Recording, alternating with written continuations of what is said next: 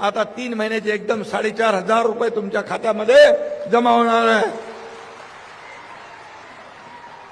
आणि मी हेही सांगतो, कोणी माईकाला आला तरी माझ्या लाडक्या बहीण योजना कधीही बंद होणार नाही।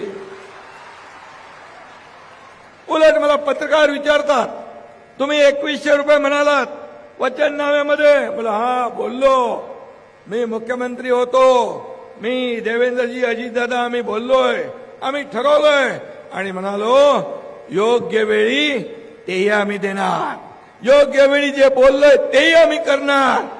आम्ही कुठलेही फुकटचं आश्वासन देत नाही, जे बोलतो ते करतो। माझ्या लाडक्या बहिणींना स्वतःच्या पायावर उभं करायचं, त्यांना लखपती झालेलं आम्हाला बघायचं। हा शब्द आहे एकनाथ शिंदेचा। तुम्हाला मी सांगतो, जे बोलतो आम्ही ते करतो। माझे शेतकरी बांधव आहेत, शेतकरी बांधवाला देखील आम्ही आश्वासन दिले। वचननाम्यामध्ये पत्रकार विचारतात कर्जमाफी कधी होणार, कर्जमाफी संदर्भात देखील एक बैठक झाली। मुख्यमंत्री आमची, अजितदादा आमची बैठक, तेव्हा अजितदादाही होते, बैठक झाली।